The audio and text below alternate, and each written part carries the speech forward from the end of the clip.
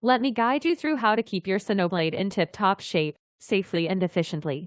We'll dive into cleaning and sterilizing, some key points to keep in mind during use, and I'll show you some quick troubleshooting tips for those moments when it's not working quite as smoothly as you'd like. Let's get started. The Sonablade is not just a blade, it works as an ultrasonic cleaner with its 55.5 kHz frequency. All you have to do is partially submerge it in a cup of water and press the max button to activate the ultrasonic energy. Watch as the debris falls off the tip, leaving it fresh and clean. After the ultrasonic cleaning is done, it's time to detach the scissor-type instrument and the transducer. Check out the combining video for guidance. Now, if you notice any carbonized tissue stuck on the Sonoblade's tip, don't worry.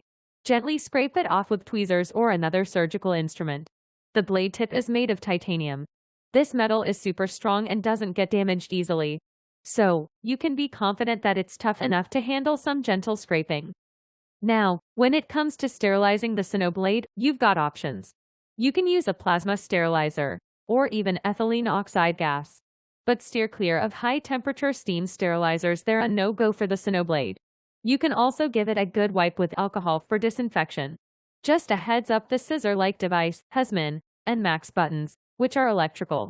So, you want to make sure that no saline or foreign materials sneak their way in. If alcohol does get into the buttons, just give it a moment to evaporate before you get back to usage. While using the Sonablade during surgery, you'll want to be extra careful not to let its tip frequently hit other metal surgical instruments. The high-speed vibrations of Sonablade tip could potentially cause damage and even alter the calibration values. If you notice a power drop due to such issues, double-check the connection between the transducer and the Sonablade scissors, then conduct a skin resonance for reassurance before you proceed.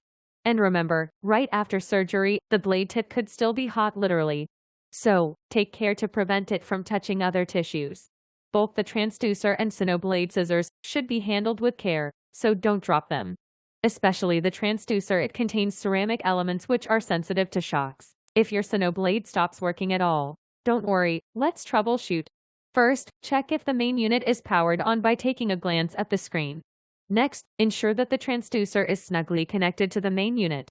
If both power and connection are good, and yet when you press the min and max buttons on the scissor-like device there's no sound or action, head back to the main screen and check if it's operable using the foot switch. Running a test and checking the resonance graph is a smart move too. If you're hearing the beep beep but no action is happening during surgery, check the combining between the transducer and the scissor-like device. And take a peek at the resonance graph. After returning to the main screen, you can check if it's working is to dip the blade tip into water and press the operation button. If you see water splashing, you're back in operation. You can also run a performance test on the transducer and the scissor-like device through its resonance graph. If the graph is going up and down, you're mostly in the clear. That's what we like to see. But if the coupling between the transducer and the scissors-type instrument seems perfectly fine and the graph still doesn't look right, it could mean that the transducer's power supply line is damaged, or maybe the ceramic elements inside the transducer took a hit, or even the tip of the scissor-like device could be damaged. If the skin graph is not this shape, snap a picture of it and send it over. You'll be able to get faster and more accurate service.